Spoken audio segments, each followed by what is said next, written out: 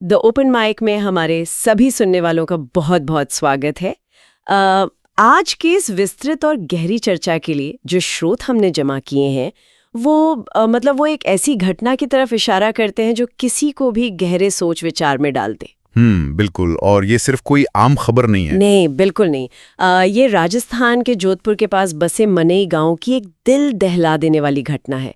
और देखिए, ये दरअसल सदियों पुरानी परंपरा, परिवार के सम्मान और आज के आधुनिक जीवन के बीच चल रहे एक बहुत ही जटिल टकराव को दिखाती है। सही कहा।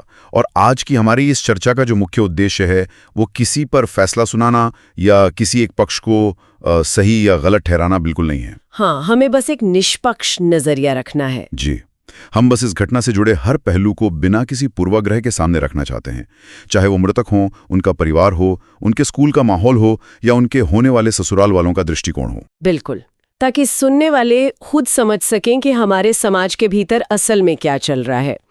तो 21 फरवरी की सुबह से इस पूरे घटनाक्रम की शुरुआत होती है।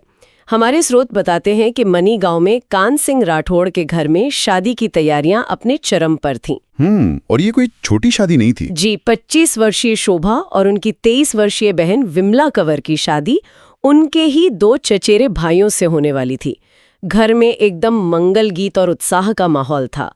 लेकिन फिर एक ऐसा पल आता है जो इस पूरी तस्वीर को हमेशा के लिए बदल देता है। वो पल सच में रोंगटे खड़े कर देने वाला है। बिल्कुल।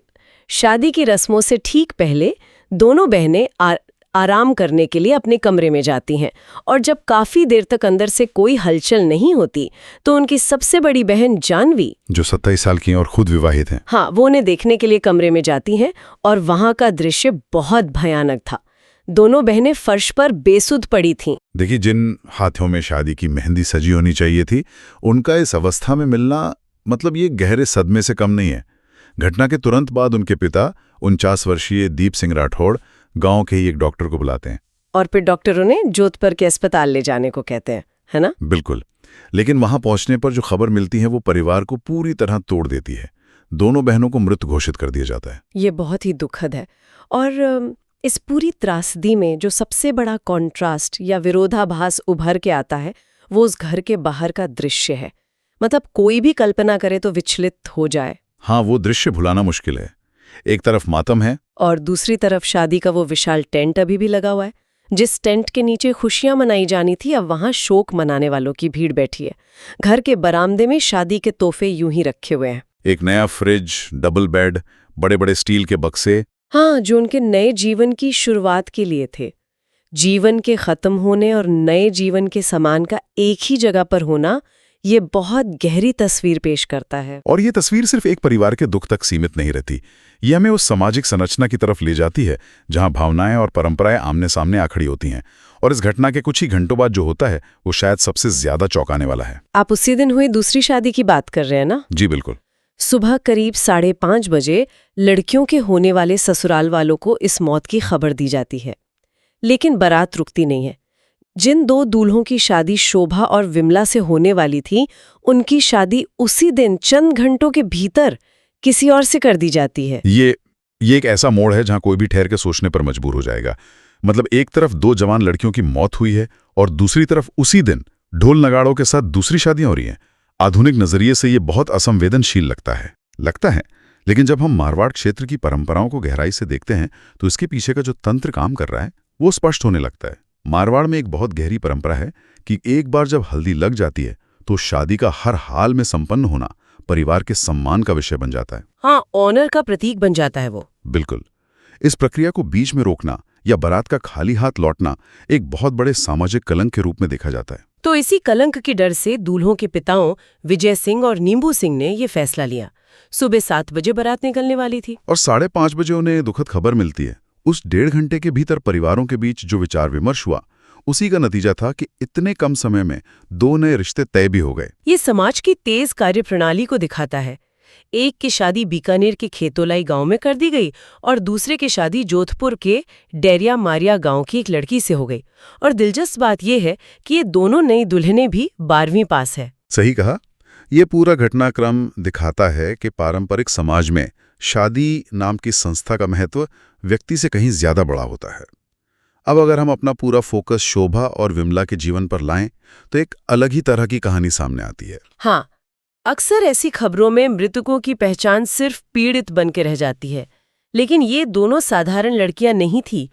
इनकी कहानी बहुत ही मजबूत संघर्ष और आत्मनिर्भरता की कहानी है। बिल्कुल। ग्रामीण परिवेश में रहते हुए उन्होंने अपनी दृढ़ इच्छा शक्ति से अपना ग्रेजुएशन पूरा किया। और सबसे बड़ी बात, उन्होंने अपनी पढ़ाई की फीस खुद भरी। अपने गांव से 7 किलोमीटर दूर वो एक प्राइवेट स्कूल में पढ़ाने जाती थीं। उनकी पेशेवर यात्रा उनके आत्मविश्वास को दर्शाती है। उन्होंने किंडरगार्टन के छोटे बच्चों से शुरुआत की, फिर अपनी बीएड पूरी की। उनकी इसी लगन का परिणाम था कि उन्हें प्रमोशन मिला। वो आर्थिक रूप से स्वतंत्र हो रही थीं, लेकिन इसी स्वतंत्रता और उनकी आने वाली जिंदगी के बीच एक बहुत गहरा विरोधाभास नजर आता है। स्कूल के सहयोगियों ने बताया कि दिसंबर में उन्होंने बहुत खुशी-खुशी अपनी शादी के बारे में बताया था। हाँ, 7 फरवरी को उनके लिए एक शानदार फेयरवेल भी आयोजित किया गया था। तो बाहरी तौर पर वो इस शादी को लेकर काफी सक्रिय थीं, लेकिन फिर ऐसा क्या हुआ कि जैसे जैसे शादी की तारीख करीब आ रही थी, वो उदास रहने लगीं। सहयोगियों के मुताबिक वो अक्सर रोने लगती थीं। जो लड़कियां कार्ड बांट रही थी वो अचानक इतनी निराश क्यों हो गई? इसका जवाब उस जगह में छिपा है जहां वो अपना बाकी जीवन बिताने वाली थी। जामला गांव, जो उनके गांव मनई से करीब 3 घंटे दूर है।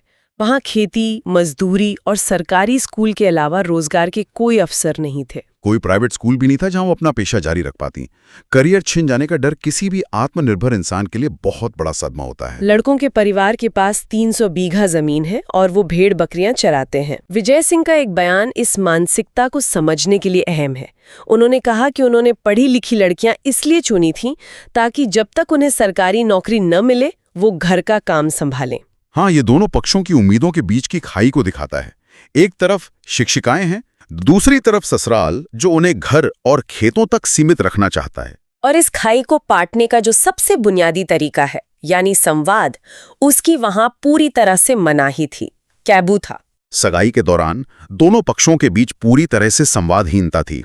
आज के समय में ये अजीब लगता है, लेकिन उनके बीच कोई बातचीत नहीं हुई थी।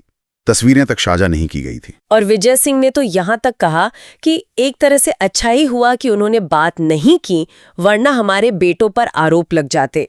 ये बयान बताता है कि उस परिवेश में संवाद को एक जोखिम माना जाता है। जब दो युवा अपना भविष्य एक साथ बिताने वाले हैं और आपस में अपने सपनों या डरों के बारे में बात नहीं कर सकते, तो उनके लिए कोई सेफ स्पेस बचती ही नहीं है। इसी संवादहीनता के बीच पुलिस की जांच भी एक पहेली बनी हुई है। सूरसागर पुलिस स्टेशन के जांच अधिकारी मानाराम के अनुसार वहां कोई सुसाइड नोट या जहर का कोई स्रोत नहीं मिला है। अभी एफएसएल रिपोर्ट का इंतजार है। उसी से वैज्ञानिक तौर पर साबित हो पाएगा कि मौत का सटीक कारण क्या था। और अतिरिक्त डीसीपी रोशन मीणा ने एक अहम जानकारी दी है।